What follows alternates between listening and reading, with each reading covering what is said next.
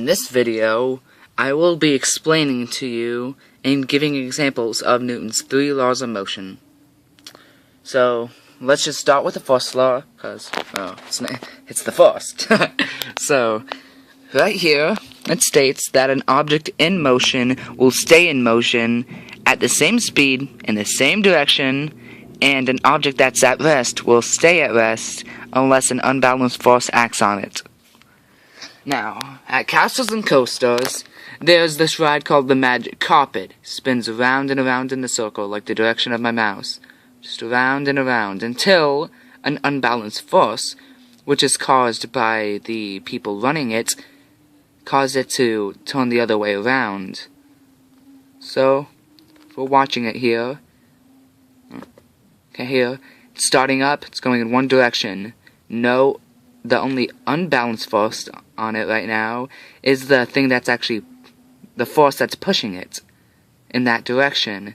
Now this people right here running it went a little bit farther into the ride. They turn it backwards, and now it's turning the other direction, if you can tell, because the force, or you can just see it coming back at you. So, well, that's Newton's first law. An object in motion will stay in motion unless acted on by an unbalanced force. So, now, if we move on to Newton's second law, also at castles and coasters, here's the example, the sea ship, the sea dragon, I mean. And Newton's second law states that an object that has an unbalanced force acting on it will accelerate in the direction of that force. Now, if we go back to the sea dragon, let's just, for example, say that this pin is the sea dragon. There's tires underneath, like one about here at the end, one about here on the front, and the sea dragon's at rest. But then the tires spin. They spin forward, which would then push the pin, or the sea dragon, up, and then they would pull backwards, bringing it back. And then the sea dragon, the ship, will accelerate in the direction of that force, gaining more speed and velocity and inertia. And here we go, a first-person view in the ride, going forward, being pushed. Now the tire's pulling back, gaining speed, getting higher. And that's Newton's second law. An object that has an unbalanced force acting on it, the ship is the object, and the unbalanced force acting on it is the tire rotating, will accelerate in the direction of that force, being pushed forwards, then backwards. So, now if we go ahead and take a look at Newton's third law, which states that forces always occur in equal and opposite pairs. So, if you look at this picture right here, we can see that it's from the Castles and Coasters water ride. Here, the slide falling down, and a little cart holding some people. Now, from Newton's third law, this cart, when it goes down the slide, it's gonna hit the water at the bottom and cause it to stop, because the water is pushing against the cart, because the cart hits it, so the water's gonna push back. But at the same time, the cart hits the water, so there's going to be a force hitting the water, which is the cart hitting it, and a force going back at the cart, which is the water. And, well, it's not a video, so it doesn't play. So, but just imagine this cart right here. It might be a little hard to see. Oh, there we go. Imagine that cart going down, hitting the water, right there. That's one force, hitting it. But then what does the water do? It hits back at it. Oh. The cart hits it, and the water hits back. And that's Newton's third law of motion. Forces always occur in equal and opposite pairs. Now, in all of these examples of Newton's first, second, and third law of motion, there are vocabulary words. Vocabulary words that go with it. Force, of course, because what makes the objects move? They get forced. Motion. Well, that's something being moved. Motion. If I move my hand, it has motion right now. What's forcing it is the muscles within my hand. That's just like this. What forces it? What forces the cart to go? The water.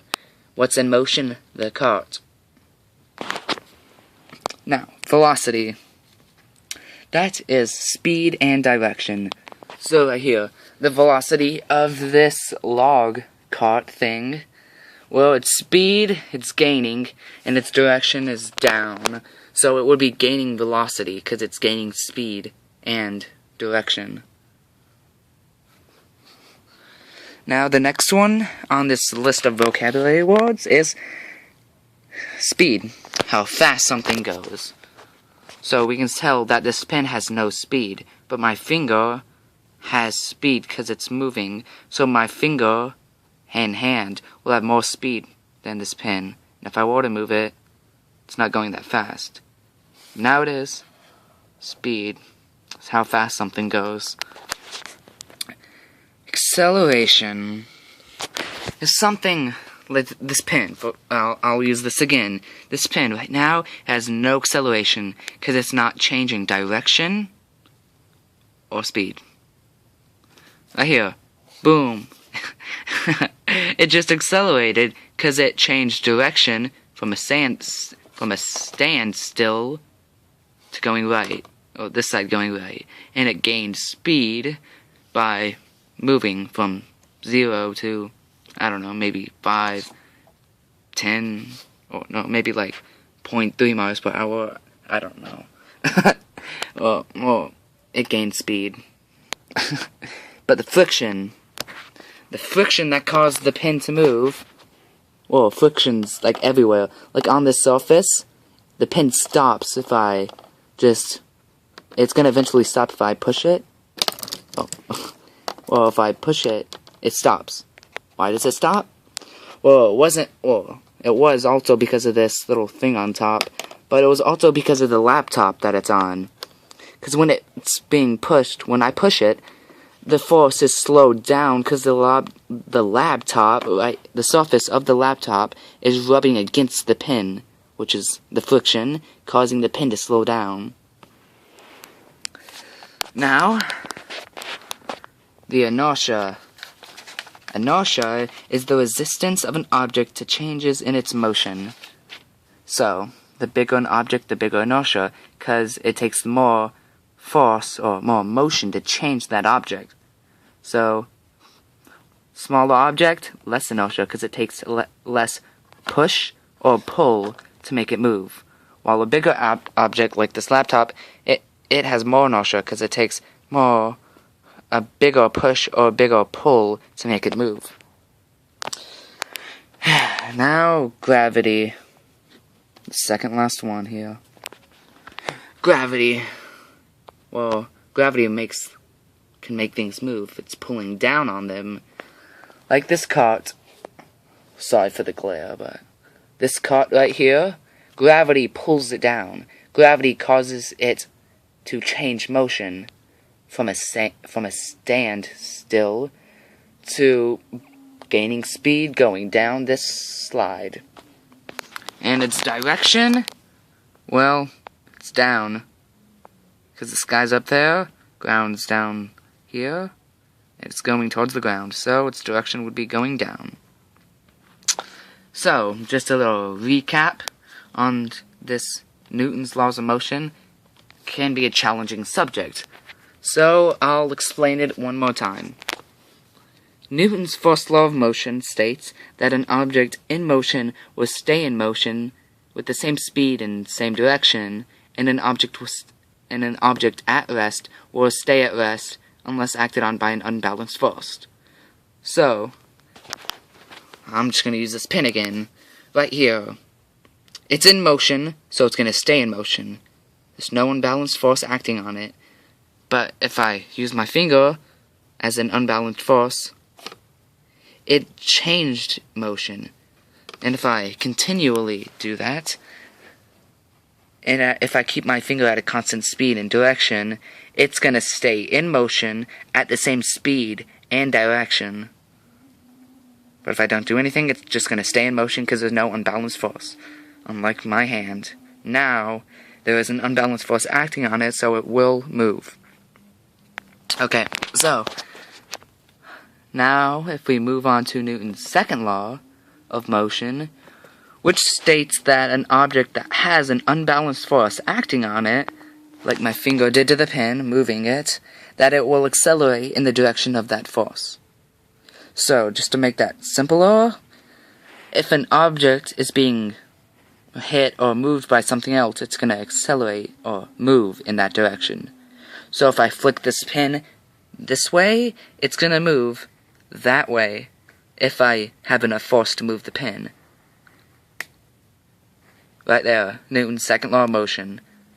An object that was in motion will stay in motion unless hit by an unbalanced force, my hand, and will accelerate in the direction of the force, my hand.